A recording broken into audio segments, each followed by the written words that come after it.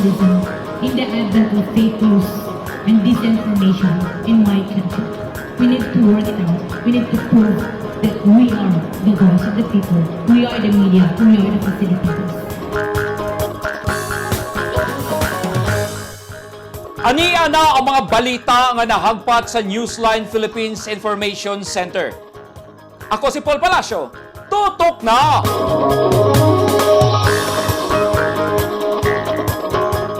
Sa mga headlines, Simbahang Katoliko nanguna sa vaccination drive sa Mandog, Davao City.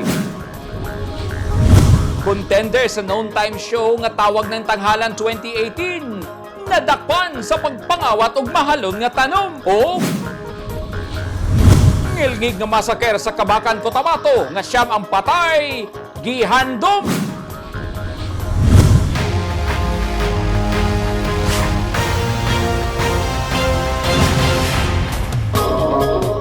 Sa detalye sa atong mga balita, usa ka bagong himugso nga batang lalaki ang gibilin gawa sa usa ka balay sa usa ka pamilya sa Digos City. Anyang report ni Orlando Dondon Dinoy. Natugaw sa ilang pagkatulog ang pamilyang tungal sa Barangay San Roque, Digos City. Alauna kaganihang kaadlawon, Lunes, Agosto 30, 2021. Human nakaplagan gawa sa ilang balay ang usa ka bagong himugso nga batang lalaki. Wa pa matangtang ang pusod sa bata. Busa gidali kini nilag hatod sa Davao del Sur Provincial Hospital aron sab masusi kini. Kay naglakilak naman gud siya niya mga banda mga alauna jud sa gabi. Kalin si man siya gihilak abi nung kog iringra. Karon kay pag iwag na ko sa kaning habol bata naman jud siya. Abi nung kog nasyaga ni may kay bilog unsa ba. Ya patingala ka kay nganong nahitabo naggabi nga tulog minanami bata diri nas kadaghang balay. Amo jud ang naon saan ba. Nabot ngan. Ang inunlan sa bata, igo ra gipatong sa ilang dormat. Uwa mga residente dinhi sa Barangay San Roque nga dinhi sa may manggahan gianak ang bata humandaghan kining dahon sa iyang lawas. Apan dakong tanghaga kanila kung kinsa ang inahan sa bata, sa ang litway bisan usa nga buntis nilang silingan. Dumiduda ato sir kay wa man jud mi kabalo diri kisay buntis nga. Ipit-ipit ra guro to niya ba. Kamanggahan man niya gianak sir kay ang bata daghan kay mangga ang likod. Akong plano ato, gusto ko ipa-adapt taga diri lang yapon sa San Roque para makita na ko ang bata yapon ba. Kay naman kung may bata nga gamay sir nga. Ang nagatimal nanay ra uloy kaayo nga ako ambay ko trabaho. Wala gyud matiman sa bata. Apil mga silingan sa pamilyang gibinlan sa bata natugaw sad sa panghitabo. Nakuratan we, nga nisinggit siya, nga nay bata diri nga naabutang sa ilang balay.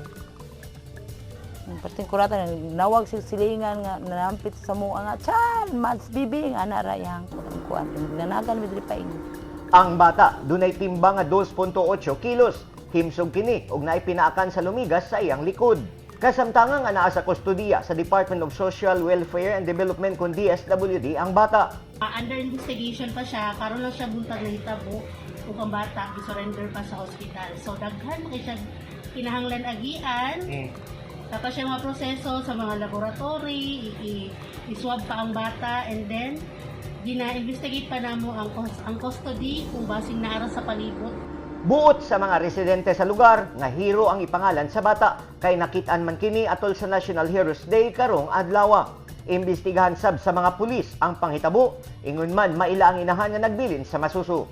Orlando Dondon Dinoy, Newsline Philippines, Province of Davao del Sur, stay safe.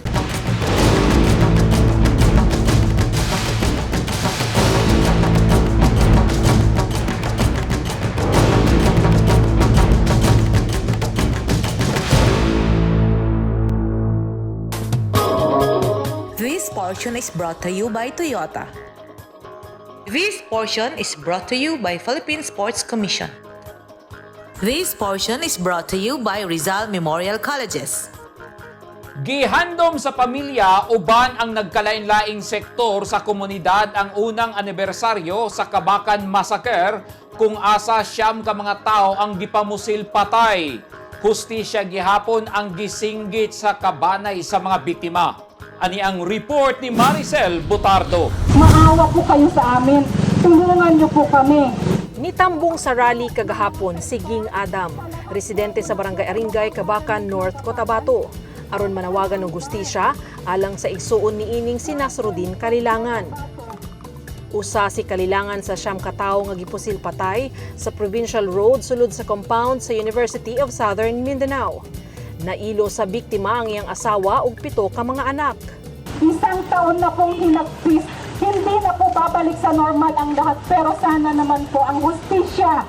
Hustisya po ang sigaw namin. Hustisya, pero bakit po parang mailap po ang hustisya sa ngayon? Lakip sa mga nanawagan ng gustisya ang opisyal sa 7 ka barangay sa Kabakan nga ubos na karon sa Bangsamoro Autonomous Region in Muslim Mindanao kon BARM. Wala man lang kayong masabi sa mga kamag-anak o kami mga Bangsamoro kung saan na ang ating inabot. Ang rally gilusad sa dapit na hitabuan. Gawas sa kapulisan, lakip sa gitahasang mag-imbestiga sa insidente ang National Bureau of Investigation kon NBI. Maricel Botardo, Newsline Philippines, Province of North Cotabato. Stay safe.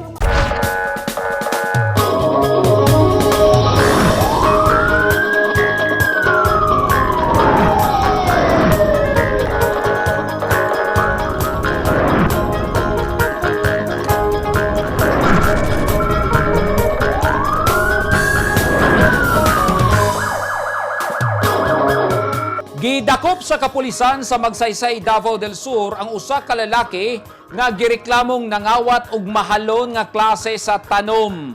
Ang suspect contender sa noontime show nga tawag ng tanghala niadtong tuig 2018. Ani ang report ni Orlando Dondon Dinoy. Nagmahay ang 26 anyos na si Arnold Masamlok sa nabuhat niini. Preso siya karon sa Magsaysay Municipal Police Station sa Davao del Sur. Human siya nadakpan atol sa Joint Entrapment Operation sa kapulisan sa Magsaysay ug malalag pasado alas 7 sa buntag adlaw Sabado, Agosto 28 kay gireklamo siya sa usa ka ginang nga nangawat og mahalong tanom. Matud sa nagreklamo nga ginang nga taga Barangay Kasuga, Magsaysay, nailhan niya ang iyang tanom nga Black Cardinal tungod sa kaang niini. Sa gipo sa suspect nga baligya siyang social media account. Maunahin muna ko na sir kay tungod sa pagkadon bitaw sir. Tungkol sa kadagan sa akong mga anak, sir. Siyam ka mo ko anak, sir. So, maong nabuhat, ginawa na, sir. Kanang walang-wala yun, sir, ba? Na ako trabaho ko, sir. Sinima na lang, sir. Pero kulang, gihapon, sir. Kulang sa mga pagkaon. Aminado ang suspect, kapin unom kabulan na niya kining binuhatan, human na engganyo sa kusog nga palit og buwak. Gani, di mo menos 1,800 pesos ang kita niini. Depende sa matang sa buwak nga iyang mabaligya. Matud ni Police Corporal Shirley Cadigal, ang investigator on case. Daghan na ang midangop kanila og nagreklamo nga nakawatag mga buwak. Ang suspect nato is taga Matanaw ni siya, Davao del Sur, og kaning iyang mga nakawatan, mga naiuban nga mga kailan niya. So before pud siya mokandak sa iyang plano is iha ning gina-survey nga kuno mapalit siya og bulak sa kaning nga balay, pero balikan niya og didto iha nang ipahigayon ang ihang plano. Gibana-banaw mukabat sa 200,000 pesos na ang balor sa nakawat nga tanom sa suspect. Si Masamlok, usa sa mga contender sa noontime TV show nga tawag ng tanghalan niadtong Marso 12, 2018. Gihikay na sa kapulisan ang kasong pagpangawat batok sa suspect. Giawhag sad nila ang mga nakapalit sa suspect nga iuli kini aron dili maigo sa kasong paglapas sa anti-fencing law. Orlando Dondon Dinoy, Newsline Philippines, Province of Davao del Sur. Stay safe. Gihatagan og panginabuhian ang grupo sa mga kababayenhan sa Barangay Mount Diwata, Moncayo, Davao de Oro nga nagkantidad og 1 million pesos. Ang proyekto gitawag og Table Egg Production Enterprise, diin mag-alima sila og daghang manok kung asa ang mga itlog niini mo'y ilang ibaligya. Gitambungan sa mga opisyal sa Davao de Oro o mga sundalo ang launching sa proyekto. Ang pondo sa proyekto nagikan sa National Task Force and Local Communist Armed Conflict kon NTF-ELCAC. Sumala ni Colonel Asnawi Muti, ang battalion commander sa 25th IB, makasustener ang proyekto ug daghan kinig matabangan nga pamilya sa lugar. At tangi! Taxi nasunog sa Butuan City, driver na angol. O mga mag-uumag-humay sa Cotabato Province na nawagan sa gobyerno nga dili itunong ang rice importation sa harvest season.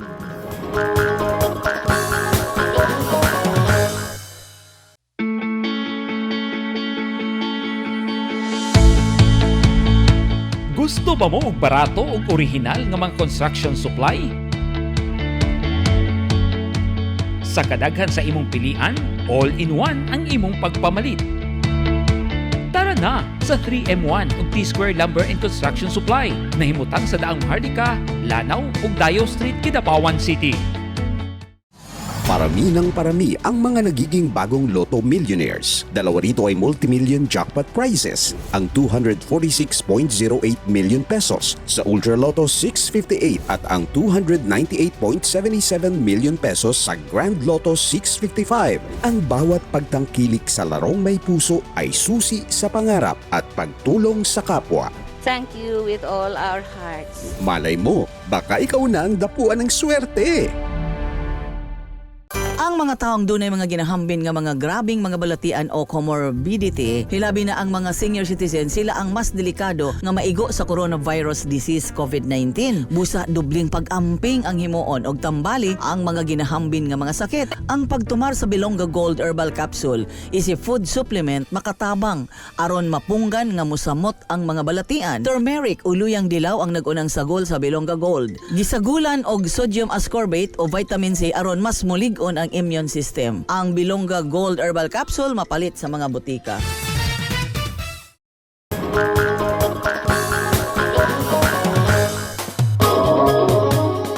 Padayong nag-antos ang mga rice farmers sa ubos nga presyo sa ilang humay ug wala gihapon sila'y kita bisan pa man sa mga teknolohiya nga ilang gigamit tungod sa padayon nga rice importation sa gobyerno.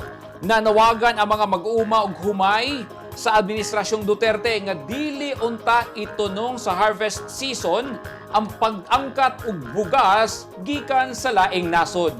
Ani ang report. Patasan ang gate price sa humay ug dili itunong sa harvest season ang rice importation. Kini ang hangyo sa mga rice farmers sa North Cotabato nga hangtod karon nagpingit sa tumang kalisod tungod kay matag harvest season dunay rice importation.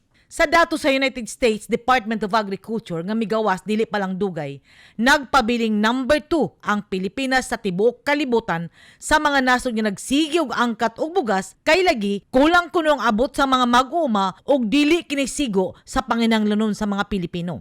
Matud usab sa USDA Foreign Agriculture Service, nagpabilin usab nga ang China ang number 1 rice supplier sa tibuok kalibutan. Kini ang problema sa mga rice farmers nga sama ni Manong Ramon Macaraig nga taga Cabaca, North Cotabato. Mas mitaas kuno ang iyang harvest kay nakatutok siya sa iyang uma tungod sa pandemya kay dili sila makagawa sa laing lugar ug didto lang sila pirmi sa ilang uma. Ano ba ang sitwasyon ng mga farmers ngayon po? Medyo mahirap ang sitwasyon ng farmer ngayon, ma'am. Sa ngayon, ha? Dahil imagine ka, napakataas yung bilhin, fertilizer, chemicals. Pagdating sa harvest, kukunin lang ng 14 pesos. Ilan na lang kikita ng farmer doon? Napakakwan talaga. Sayang 2 ka hektaryang yuta, gilauma ni Manong Ramon nga moabot og 200 ka buns ang iyang harvest. Labi na kay nakatutok siya sa pag-atiman niini. Nakapabor si Manong Ramon kay gawas nga rice farmer siya, certified seed producer usab kini. Hinungdan nga mas taas ang palit sa iyang binhi kay itanuman kini og dili pang konsumo. Gisaysay ni Manong Ramon kanako nga maluoy siya sa iyang mga kauban nga mag-uma og humay kay wala gyapon sila'y ganansya kay itunong sa gobyerno ang rice importation sa ilang harvest season. Unsay gihimo sa mga mag-uma aron matubag ang ilang mga mulo? Actually, marami ng moves na ginagawa ng farmers. Hindi lang ako na individual, nasa cooperative, nasa membro din ako ng Irrigators Association. Binabanggit namin lahat yan. Kasi ang nakikita namin na isang problema, ma'am, dahil sa maganda sana yung rice tarification, ano? Pero ang problema kasi yung pagdating ng harvest time, tumataas din yung importation. Diyan kami nasisira sa importation ng rice. Dahil kung titignan mo yung presyo ng importation rice is parang pantay lang yung kwan natin dito. Pero kung makukontrol yan, mapagbigyan yung farmer na ililimit yung importation, sana makabawi din yung farmer. Napakahirap ang sitwasyon namin, ma'am. Hirap na hirap talaga. Sa totoo lang. Sa tuig 2021, gilauman nga moangkat na usab ang Pilipinas og 2.1 million metric tons nga humay. Og kining maong sistema ang nakapaduot sa mga rice farmers ngadto sa tumang kalisod. Nagpagawas na og Executive Order number 135 si Presidente Rodrigo Duterte nga nagpaubo sa presyo sa taripa sa pag-angkat ngadto sa 35% isip most favored nation. Mandato sa National Food Authority kun NFA nga paliton ang mga abot sa mag-uuma. Apan kinsa man ang ganahan nga mobaligya sa ilang mga abot didto sa portahan sa NFA kun baraton ang ilang presyo. Sa 2 hectares siguro, mga more than 200 kabans ito. 2 hectares ito, ma'am, lahat. Hanggang sa kabila. Dati-dati sa ilang kabans na? Mga nasa 170, 180. Pero sa ilan na? Mga ito, maabot na ng, ang 1 hectare niya, nasa 80 na ako eh. So, yung 1 hectare niya dyan kalahati, aabot na yan ng 100. So, another kalahati, to another 100 na naman. So, mas tumaas yung ani mo because nakafocus ka dahil sa pandemya? Mas tumaas kung titingnan natin ha, pero in terms of economic threshold level, ano? Kasi tumaas din yung abono, tumaas yung labor cost. Bumaba, halos yung presyo ng palay ngayon is napakababa. Alam mo ang jet price, ma'am, 14.50, ganun lang. So, kawawa kami mga farmer. At loss pa rin o break even. Dugay ng hangyo sa mga mag-uuma, sama ni Ramon Macaraig, nga dunggong sa gobyerno ang ilang hangyo. Paminaw ng ilang tingog uundangon ang rice importation atol sa harvest season. Tungod kay, maukin ni ang ilang kalaban. Kung naay rice importation atol sa harvest season, ang kalaban sa mag-uuma, mao mismo ang atong gobyerno, pinagi sa National Food Authority. Kung sincero ang Department of Agriculture sa ilang misyon nga tabangan ang mag-uuma, angay untan lang himuan og laka nga ang rice importation himuon atol sa pagpananom sa humay ug dili atol sa harvest season. Panawagan sa mga mag-uuma kang Presidente Rodrigo Duterte, unta paminawon ang ilang tingog ug manduan ang Department of Agriculture nga ang harvest season himong fiesta sa mga mag-uuma ug dili himong kompetensya sa mga mag-uuma. Edith Caduaya, News 10 Philippines, stay safe.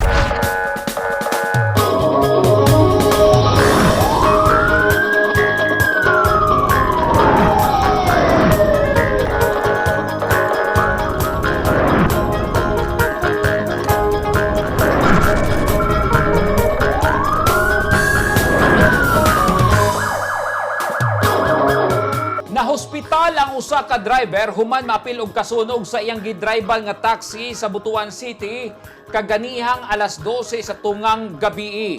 Giila sa mga pulis sa Butuan ang biktima nga si Julius Azura, residente sa Barangay San Vicente, Butuan City nga nakahiagom pa og samad sa ulo. Subay sa video nga kuha ni Francis H nga iyang gipost sa social media ang insidente natigayon sa Purok 16, Barangay Mahay, Butuan.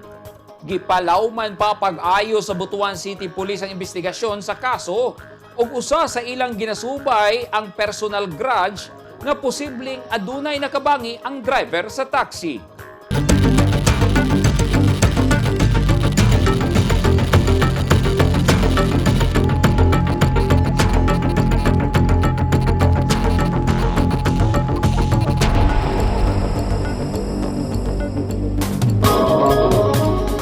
Gitubag sa simbahang Katoliko ang panawagan sa gobyerno nga mass vaccination sa mga residente aron dunay proteksyon kontra COVID-19.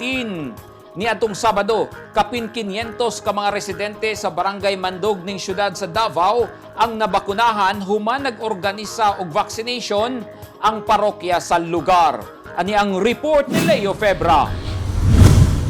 Dako ang pasalamat ni Ronaldo Sinday, residente sa Mandog, Davao City sa giorganisa nga vaccination drive sa San Alfonso Maria de Ligori Parish. Kay nakadawat na siya sa unang dose. Gitawag kini nga joint action for bakuna sa parokya Kunjab nga tubag sa simbahan sa panawagan sa gobyerno nga mass vaccination kontra COVID-19.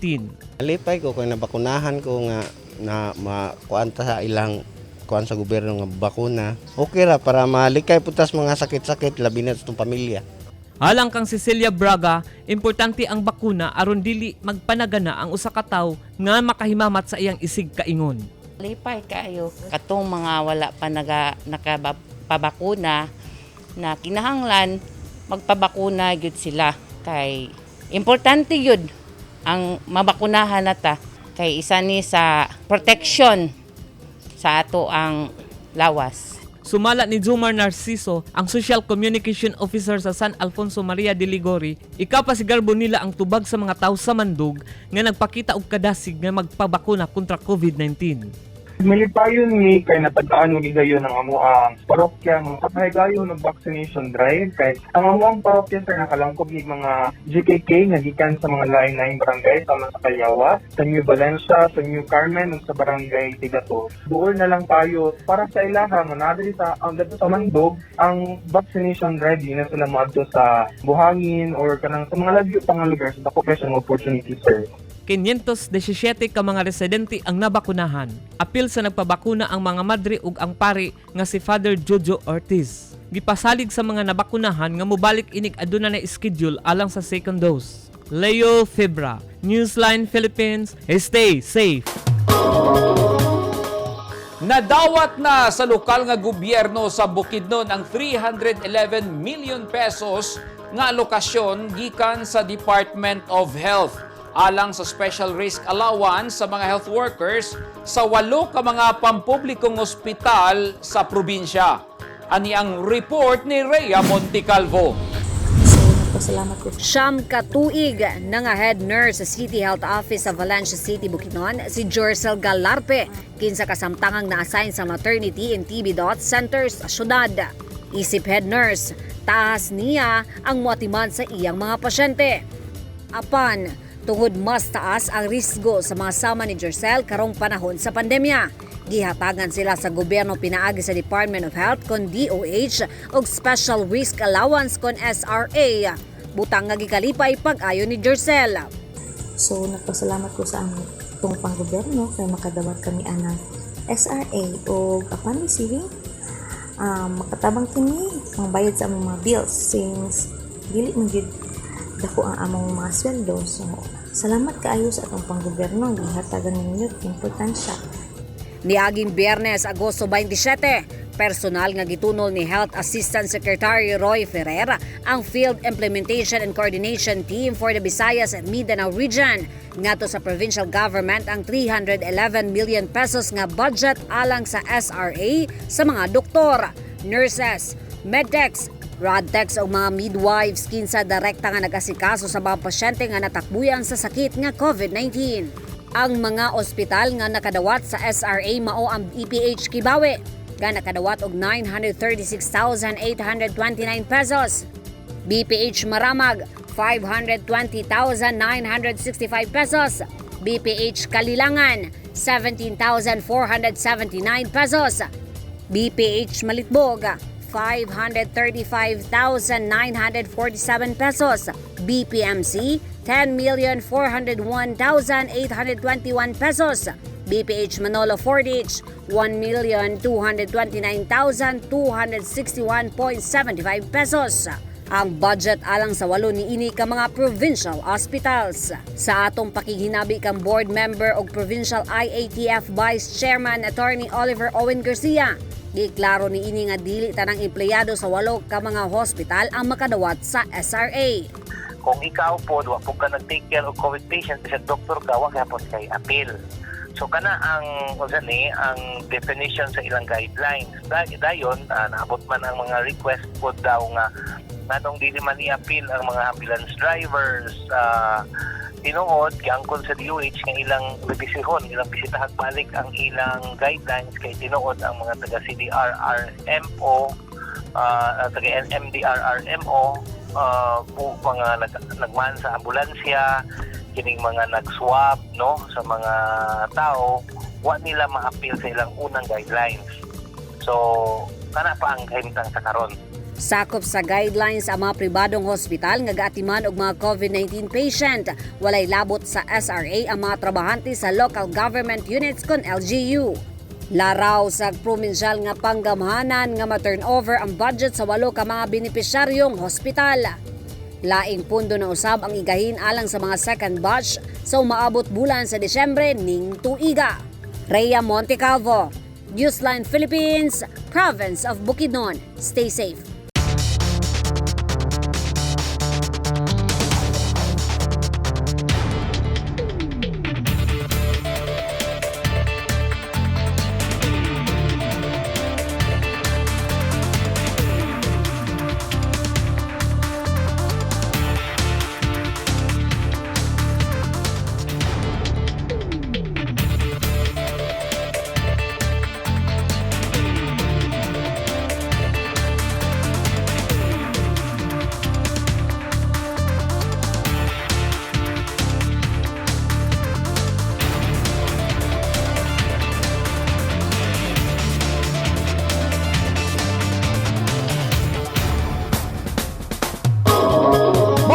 pa naghingpit sa mga balita nga nahagpat sa Newsline Philippines Information Center. Alang sa dugang balita, bisitaha ang website nga www.newsline.ph, sa Facebook page, Instagram, newsline.ph, o sa Twitter, newsline.ph. Kung aduna mo yung mga balita o impormasyon sa iyong tagsa-tagsa ka mga lugar sama sa sunog o baha, mamahimo ka na ninyong i-share pinagi sa Newsline Messenger. Makita usab ninyo sa Channel 50 sa Sky Cable sa Davao o General Santos City o sa NCTVN Cable TV sa North Cotabato. Ako si Paul Palacio. Dagang salamat and stay safe!